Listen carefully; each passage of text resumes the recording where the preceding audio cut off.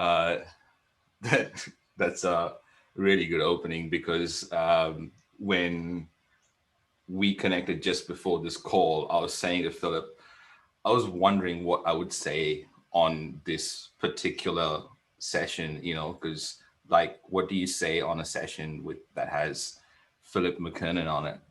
And we've just moved house last week, and so as a result, I packed the coffee pot, but I'm not sure which box the coffee pot is in. So I have to go early in the morning to get coffee, and I was waiting for my coffee, and on the table next door, next to me, there was this lady with her 12-year-old son. It was his birthday, and they were having a birthday breakfast, and this local guy who comes to this coffee shop all the time, he engages with everyone, right? Because he comes there all the time, and he started to engage with this table, and it's really funny because he was asking questions that the child could not answer, but the mother answered every single question. Firstly, every single question, because it was this 12-year-old boy's birthday, and this man was addressing the boy, but the boy didn't answer a single one of those questions. Now, to layer that on top of what Philip just said, if we have that kind of programming growing up, we only know to be as open as we are allowed to be, depending on the circumstances given to us. And sometimes the best thing to do in those circumstances is not to beat ourselves up about it and say, oh, you could be more open, but to let go of that judgment that you even have about the fact that you were not as open as you were before. Philip?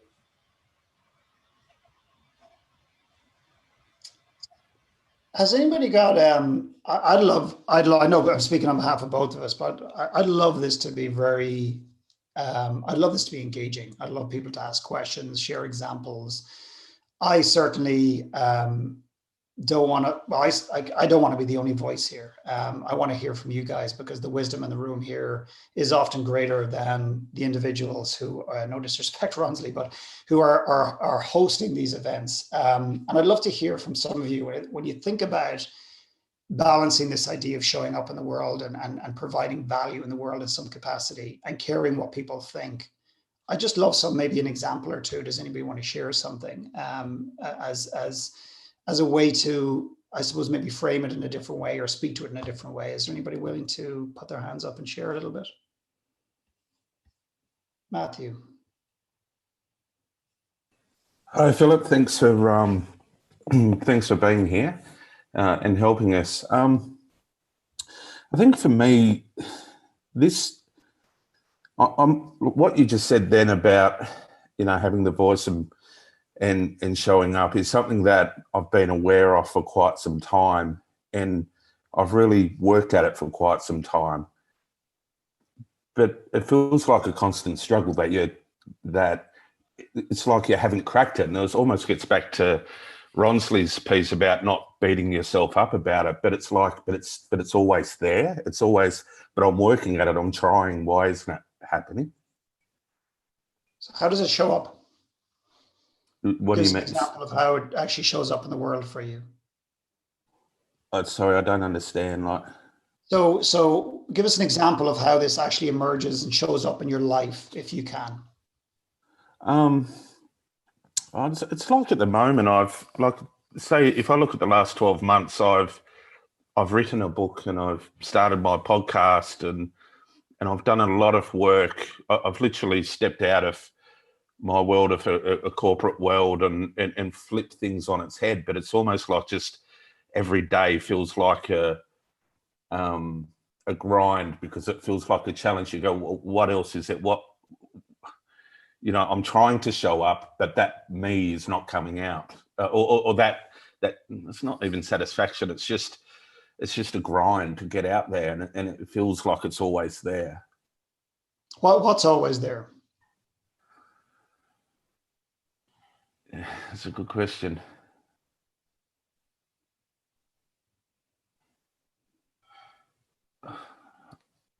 I think that's the problem. I don't know. I don't. That it's just that sense of that sense of that you have something. You know that you have something special to offer people, but you don't feel like you're giving it. Where's the emotion coming from? What's the emotion that you're doing a really shitty job and holding back? By the way, what I mean by that is you're working hard to not allow us to experience the emotion that is coming up. And I'm curious to, if you had to name that emotion that's behind your voice, behind your eyes, what would it be? Why is the emotion coming up?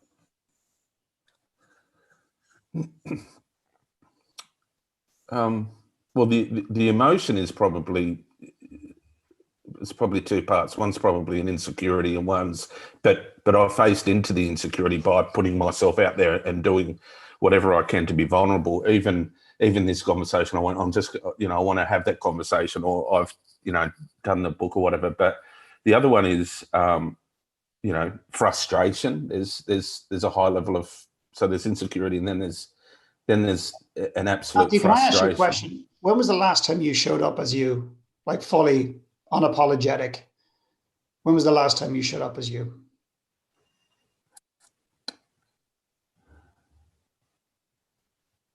It's a question for all of you to consider, by the way. But when was the last time you showed up and you remember just being unapologetic and just feeling like you didn't have to be anybody or anything, that you could just be yourself? Probably in this group. Probably no, not this group. I'm talking life. Like, when was it really memorable time? No, I'd say, and I think that's part of the thing, right? Like I'm now 44, and I think for 43 years of those, I was definitely, my whole life was being someone that I wasn't. Whether that be, in my family or my first marriage or my corporate career, and I was always, I don't know, appeasing or just doing what I thought had to be done to get ahead. And I knew that wasn't, that's not me, and that's what I've really wanted to do. And I know that you can't expect miracles, but you can't. The short answer is, but Matthew, you can expect miracles, because that's no, I haven't. I don't. I can't remember. You're expecting to turn this around like that after 40 something years of being a particular way. And there's two things that I'd love you to consider. And then, we're going to maybe move on. But one is mourning, not the mourning as in allowing yourself to feel mourning, I suppose, the way in which you've inhabited this world, the way you've survived, because appeasing people is a way of surviving. And I would imagine that there's probably a lot more judgment present for the way in which you showed up for all these years, even though logically that's doesn't help you. You strike me, and this may come across completely wrong, Matthew, but you strike me as somebody who needs to cry for about a week. And that might sound like a fucking bizarre thing to say to anybody, but you need to really mourn. You need to allow the pain to emerge. You need to allow the emotion to almost consume you. And then you need to move into a place of beginning to forgive yourself for all the things you didn't say, for all the conversations you didn't have. I don't know if Matthew can hear me right now, but I'm sure he'll either hear this in the future or he can get on the recording. And begin to accept that has been part of your journey. But here's where the magic comes in. And by the way, Ronsley, I don't need to consume this conversation, just very quickly. Where the magic comes in is as you begin to, the journey is beginning to name the pain and accept or to feel it. Then it's beginning to allow the idea of self-compassion to emerge, that you did the best you could, not just logically, but emotionally. And then what happens is you begin to forgive yourself, and then you move to a place of acceptance. And here's the magic, because if your podcast now or in the future, or your book now or in the future, is about finding your voice in any capacity, it may not be called Find Your Voice, the book, but if it is anything to do directly or indirectly with showing up, The reason it's going to be so powerful, and the reason that you're so well equipped, and the reason that you're more qualified than any psychologist is because you've lived through this and you know the pain. But until you go through that cycle, you're never going to fully show up and be available for other people in that capacity and allow them to be free of the shackles of caring what other people think. So hopefully that makes some sense. If it doesn't, you can clarify that as we go on. We're doing 3 sessions. There's a lot in that. It's pretty heavy, but I want to commend you for, having the courage to share this today, and for the rest of us to have the honor of listening to that. And thank you. Yeah. Yes. Thank you, Matt. Obviously there were places there that you've just gone to that you're there for the first time. So just be kind to yourself while you're there. Make sure of it, because we are experts at beating ourselves up about stuff that we should or shouldn't have done. Thank you, Philip. That was amazing. Even for me. Ronsley, can I share something that this may or may not be relevant to this particular conversation, but regardless with Matt, but this is a really important piece for I believe everybody in the call, including myself and Ronsley. I think it should go without saying is that just because we're hosting this conversation doesn't mean that we either haven't or don't struggle with some of these things ourselves. So I don't want to come across as we're the gurus and the experts, and we don't have any of these afflictions or challenges. It just simply isn't true. But I want to share a very strange, bizarre, but insightful Instagram message that I received. And I know some of you on this call, I've actually shared this with you because I know you, but I was on a plane. I was actually flying to France back in the day when we could actually fly places. And we're going to Normandy because our 11-year-old has spent the last 5 years harassing us to go and see the places where a lot of the World War II the concentration of a lot of the battles and so on. And he's obsessed by the whole thing. I get on a plane. I think I post a photograph of a book that I was reading about D-Day. And then I get this comment, and here's the comment, and I won't obviously use the individual's name. And out of the blue, this is nothing to do with personal growth. I wasn't talking about finding your voice. I wasn't talking about doing a podcast, writing a book, being in personal development, nothing. And this is what he wrote. And I'll explain the context of this in a second. The issue I have right now is that I feel like what I have to share is not valuable. So think about this in the context of podcasting or any type of showing up in the world. The issue is what I have to share is not valuable. I mean, mindfulness literally changed my life. And I know I have it within to help others. It's just I feel others won't value what I have to say. Even when I'm talking and I don't get immediate feedback, I shy away from it. There's also that other thought that others are already speaking the truth for me. So why bother? So if I can just kind of translate this into kind of English, this guy is basically has something that he feels wholeheartedly about. He doesn't believe other people see the value in it. And that unless he gets immediate gratification or immediate response from somebody when he's speaking about it, it validates his previous concern. But on top of that, let's just use a podcast context here. Why bother? Because there's 10 other podcasts on mindfulness. So why bother? Let's just give up. So I could answer that logically and I could break it down very, very easy. But the thing that I noticed immediately, and this is, if I could get nothing across in this call other than this, and I don't mean intellectually, but I mean really for us to grasp this, because I'm really slow. I mean, I'm 47 years old, and I think it took me 43 years to really begin to know this and to feel this at my core. The most common word that this man uses is the word I. 1, 2, I or me. 3, 4, 5, 6, 7, 8, 9, 10, 11, 12, 13. And it's this length of text. 13 times he uses I or me or my. And what he has done has fallen into the classic habit, or it's not even a habit, pattern of making it all about him. And it's not until you begin to shift from this I conversation that, and with respect, Matt, I'm going to pick on you just as an illustration. And again, this might sound unfair, but there's a real purpose behind it. Matt might be going, Jesus, I didn't speak my voice for all these years. I need to show up right now, and it's not happening fast enough for me. But if Matt can start to shift that in himself to how many people out there haven't found their voice? How many people out there are appeasing other people? How many people out there, in other words, what I'm asking Matt and everyone else to think about is go back 20 years. And who's the person you needed to show up in your life that day? What's the podcast you needed to hear 20 years ago?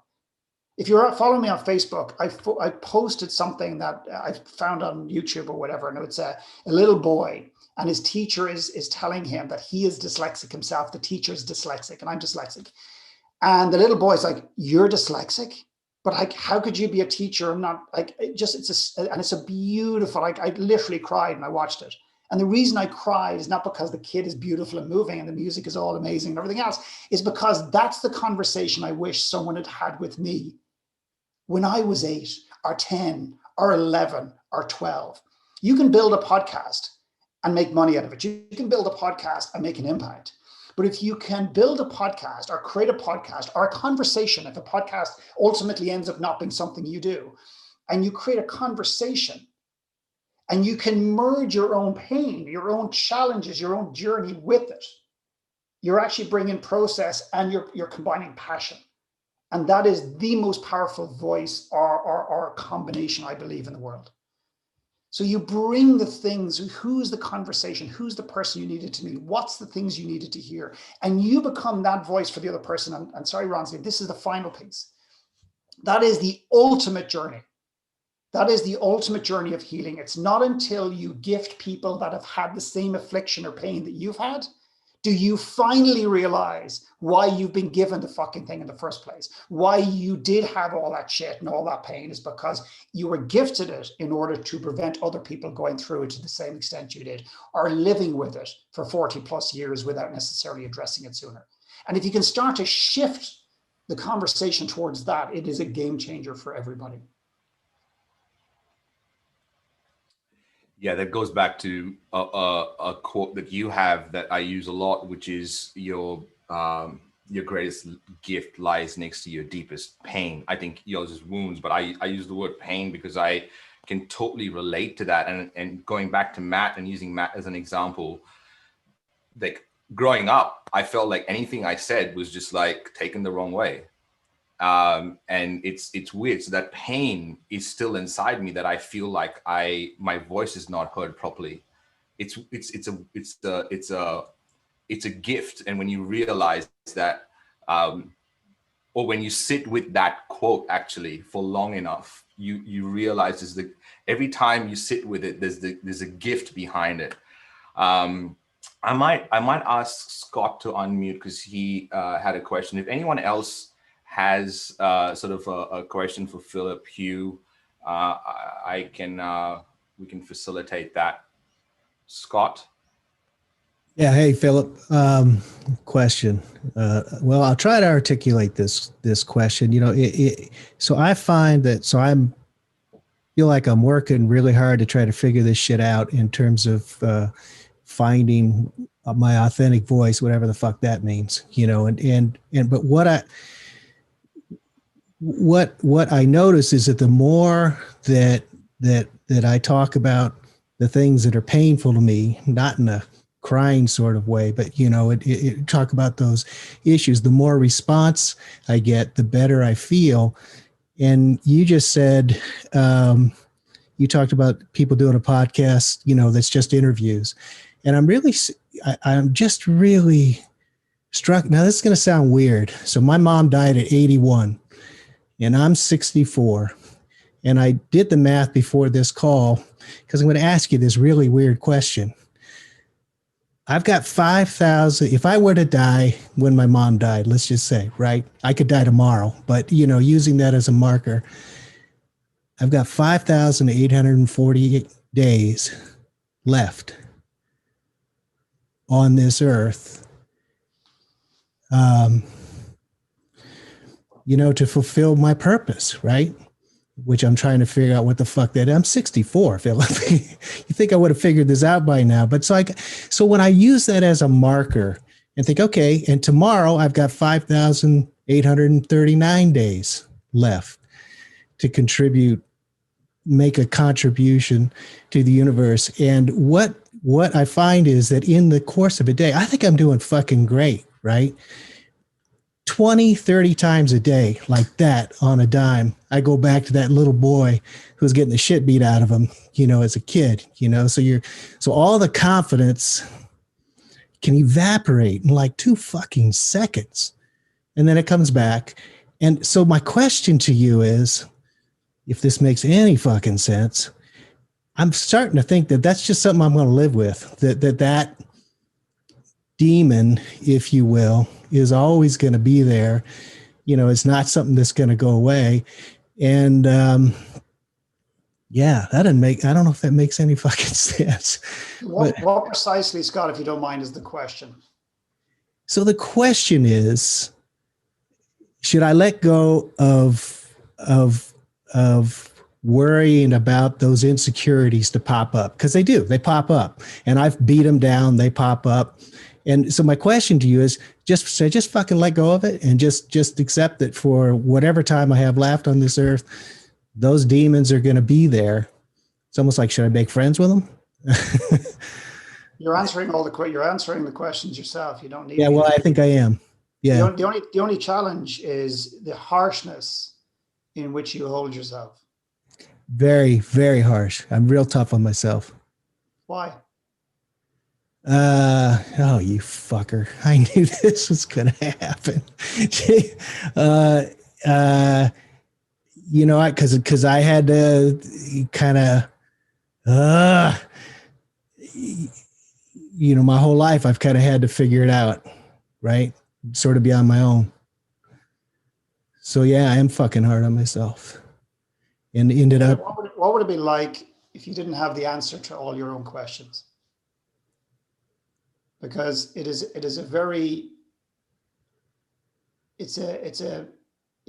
had to deal with so much, and the story is that you've had to survive. You've had to figure it out on your own. I don't know you, and I don't know your story. Right. I don't know. Right.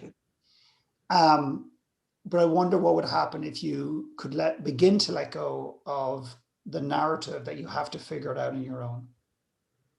And the reality is, you answered, going back to your original statement, stroke question, is those demons you've tried to, you literally said, I've shoved them down. And right. I think the problem is you're spending so much energy shoving the demons down that it is preventing you from fulfilling your destiny, or whatever you want to call it, your purpose. Right. But you also speak about your life as if you've done nothing for humanity. I don't need you to explain what you have done now. The point is that you speak as if you have been pretty much nothing on this earth up to now, and that you only have X amount of days in order to make that right. Right. And my heart is broken for you. And I probably have more compassion for you in my heart than you have in your entire body for yourself. And therein lies the tragedy. Because you have been told a story somewhere along the line that if you have compassion, or that you're sad, or whatever, it is a pity party. And that's not what I'm talking about. I'm talking about allowing yourself to really feel the pain that you've been through, and begin to develop a sense of compassion for yourself, and therefore beginning to see that actually you've made a big impact in the world, much bigger than you can imagine. Because here's the problem, Scott. If you can't see what you've done, you're never, ever, ever going to create something that you're going to do to any real extent. You've got to see the momentum you've created. And I'm going to give you the silliest, and this is for everybody, the silliest example of this. Every story I ever share is 100% true. I might forget some of the fundamental facts, whether it's black or blue, or Canada or the US or whatever. But this story I literally created to illustrate a very frustrating pattern I see in the world. And that is, when I work with people, sometimes they have a genuine desire not an inability, but a desire not to see any type of growth or any type of value. And the best way I've known how to describe it, and I need to come up with something is a bit more powerful, but it is this idea that you take somebody who's really hard on themselves, and here's how they behave in the world. You bring them to your home and you give them a daffodil bulb, and they plant it. You help them pull all the soil apart, and they put the bulb down, and then you just bring all the soil back and you pat it down.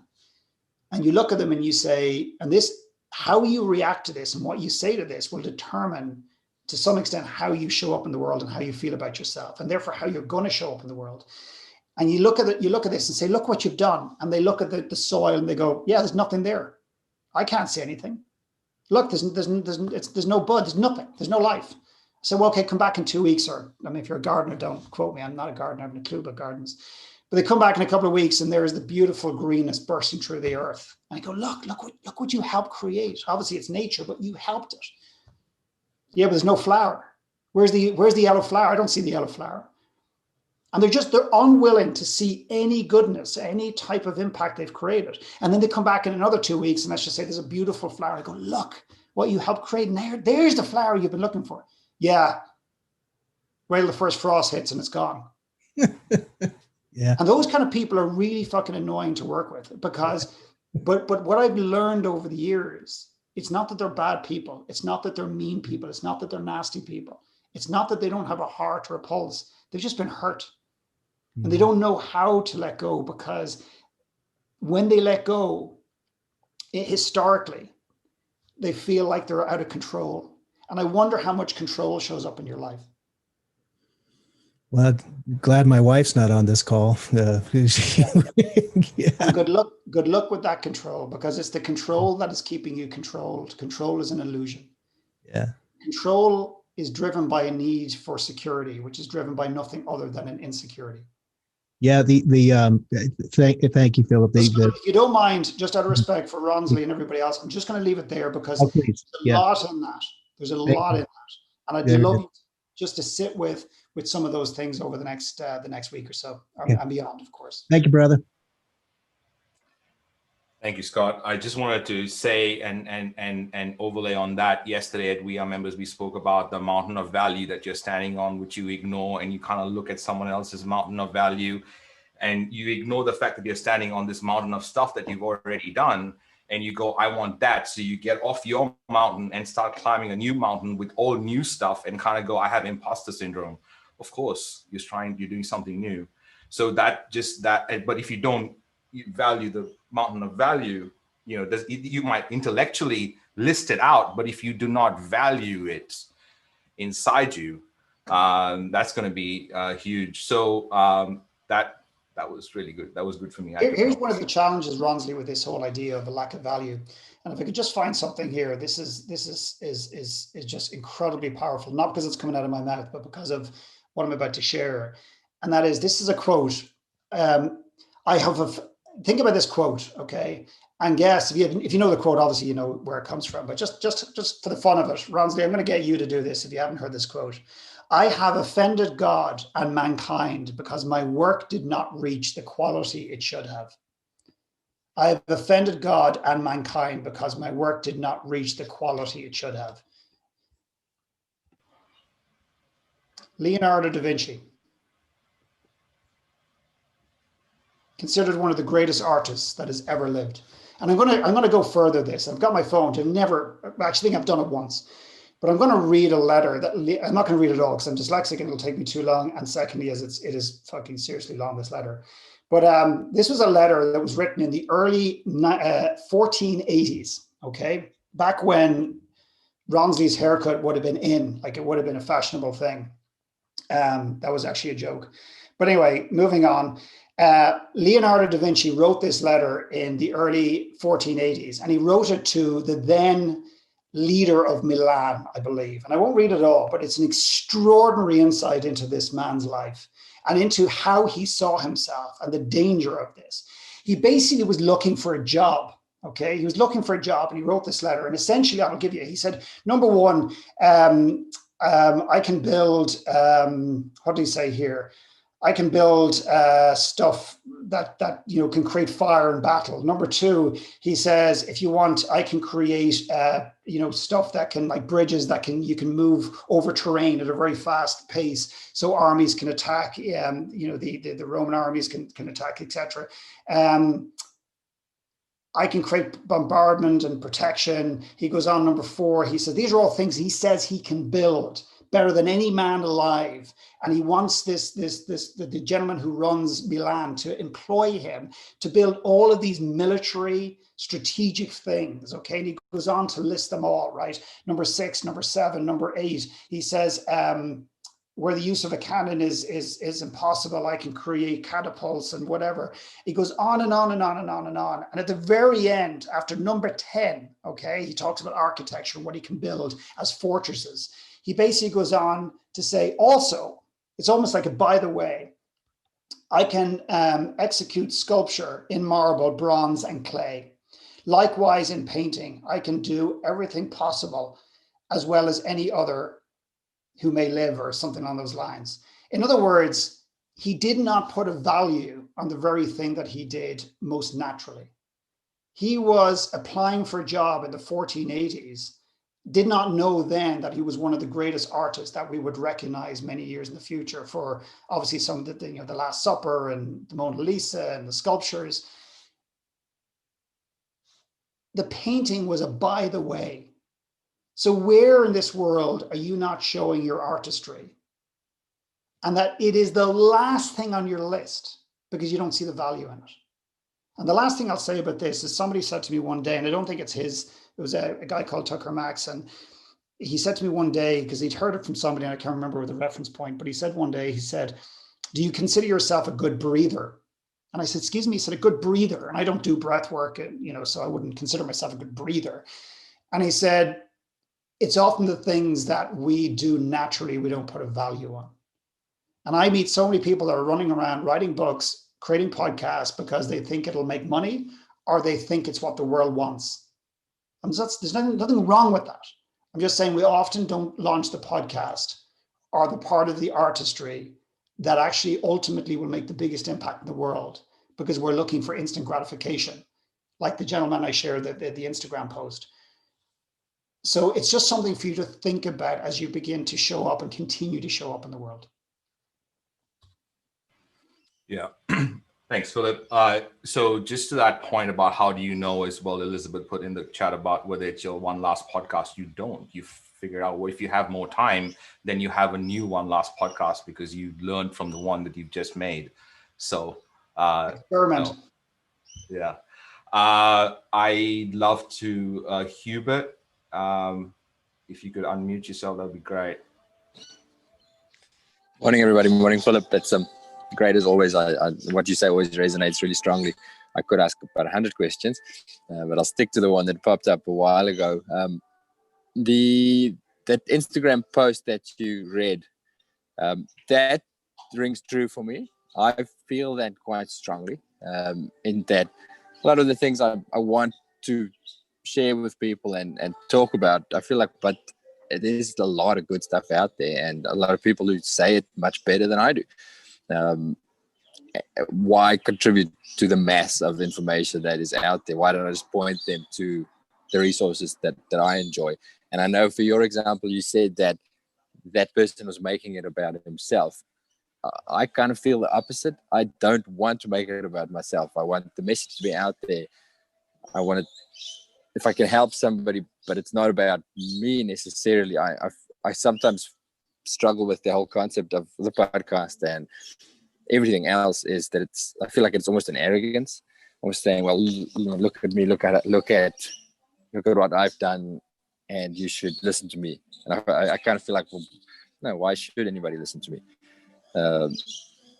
It's arrogant to say, I can tell you how to live your life. That's a stumbling block for me, or something that I struggle with quite a bit. So you're here today. Did Ronsley or I tell you that we're going to tell you how to live your life? No, but I suppose I from the interactions or the things I've seen that you do, I respect what you do, and you are eloquent and have a ton of experience in it. So I highly respect your opinion. I like to listen to you and learn from you. Do you respect your own opinion? On some things, on stuff that I've spent years working in, but some of the other stuff I I'm want to talk about. I'm going to ask you a very odd question. Okay, Mhm. very odd question. That's a very simple question, but not an easy question to answer. Do you like yourself? Yeah, I do. Sure.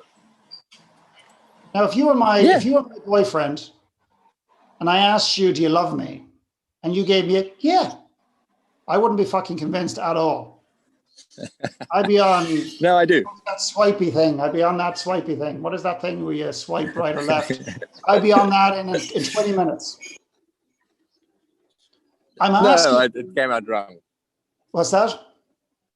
No, it came out wrong. I honestly can't say I do. I don't have any self-hatred or anything. And I'm not looking for that. And I'm not looking for an arrogance like I'm the man. I don't stand in front of the mirror, despite the rumors, for an hour in the morning and in the nighttime, like looking at myself and kissing the mirror and like that. I have a healthier relationship with myself now than I did 10 years ago. And I hope I have a healthier relationship than myself than I did 3 or 4 years ago. And I hear that, I hear this real worry in your voice about becoming arrogant. And I'm curious to know where that comes from.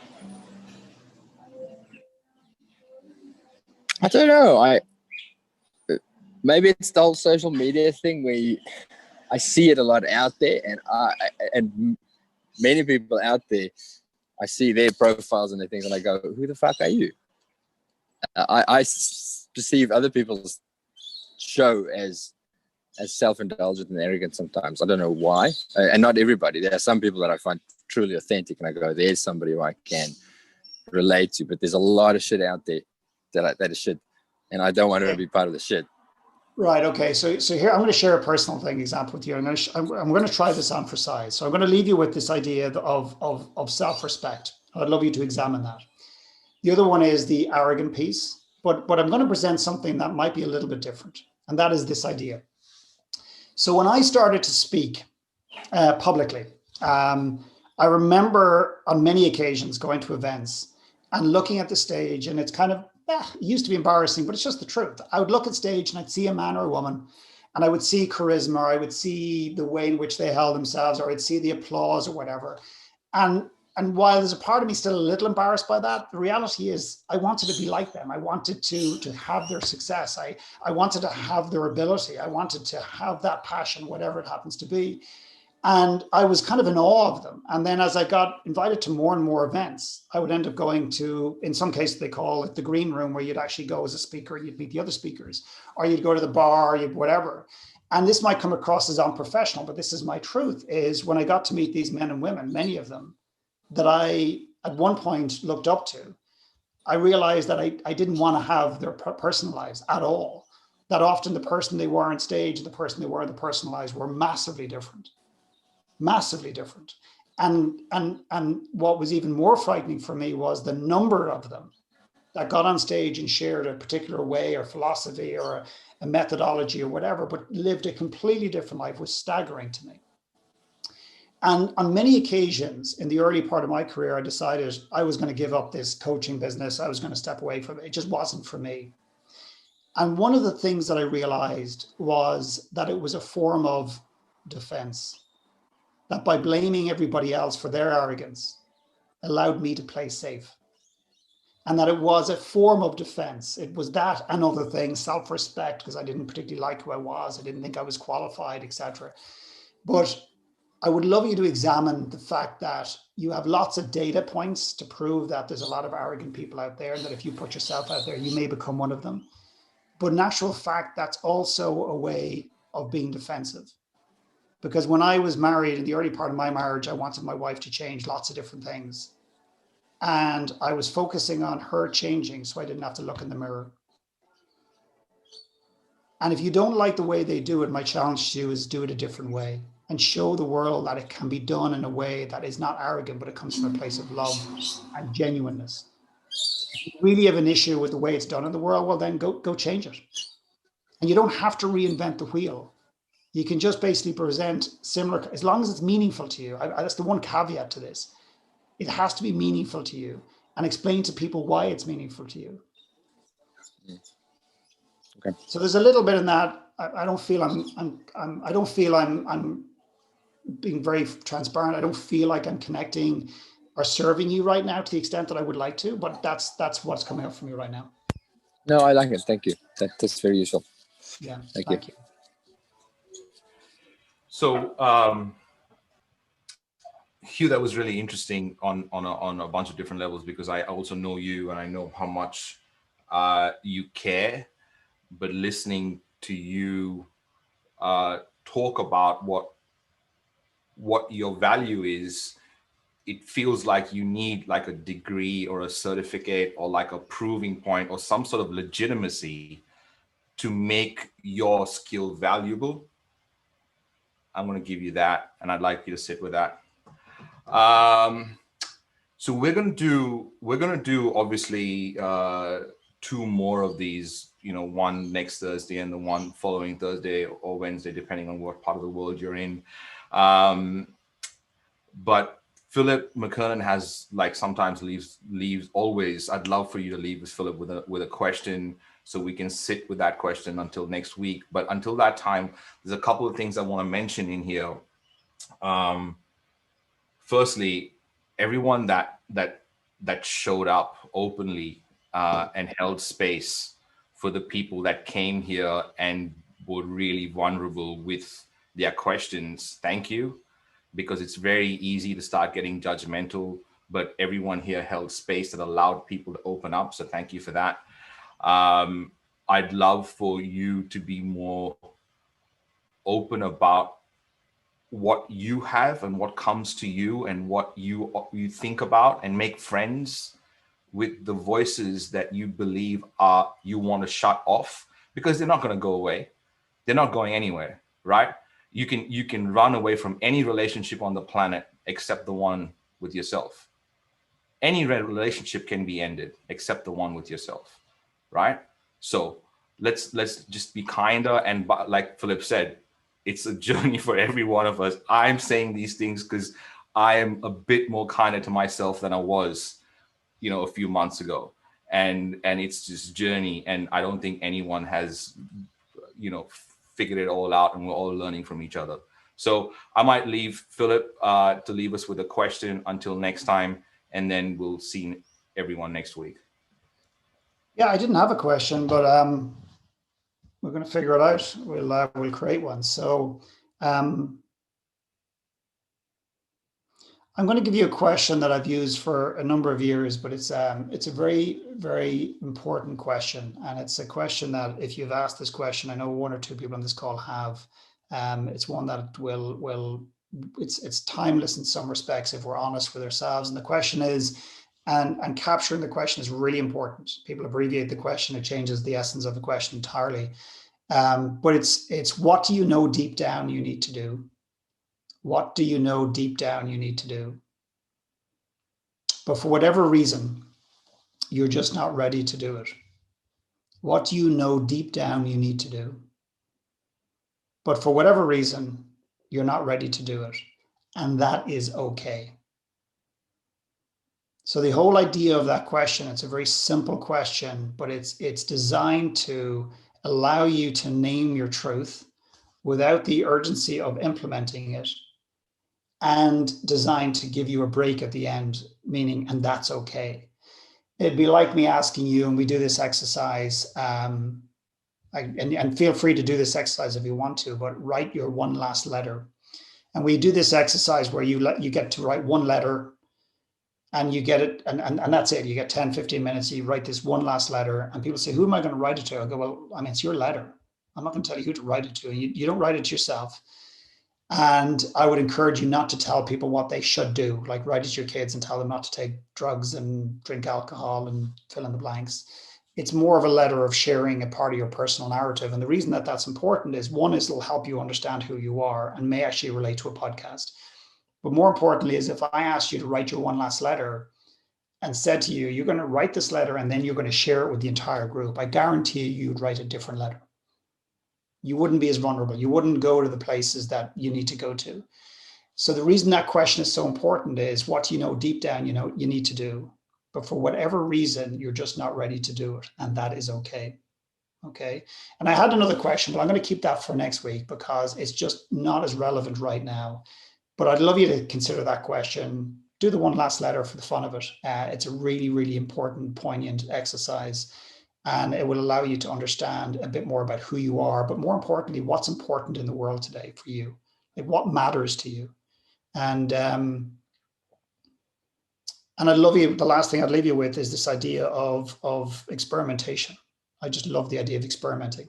Somebody said the other day, you often launch programs and then they're gone. I go, yeah, because I launched something, it doesn't turn out to be, what I thought or what I wanted it to be, and I let it go. I mean, years ago, I had a coaching program called Everest, which represented 95%, actually probably 95, 98% of our revenue. And I went to my wife, who was an accountant historically, not anymore. And I said to her, I'm giving up Everest. And she kind of nearly choked and tried to pretend she was being encouraging and said, and what are you replacing with? I said, I don't know yet, but it's going to be fucking great. So I'm not asking you to give up all your revenue. That's not what I'm asking you to do, just to be clear. I'm asking you to consider that if you have a podcast and you're thinking about it through the lens of your one last podcast, don't tell the world you're about to launch a podcast and it's going to be this podcast for the next 25 years. Don't commit to the world that you're going to do it 5 or 6 or 7 days a week. Just say, I'm going to do one series, and if it's shit, or I don't land with it, or it doesn't resonate, or whatever, then I'm going to do a different one.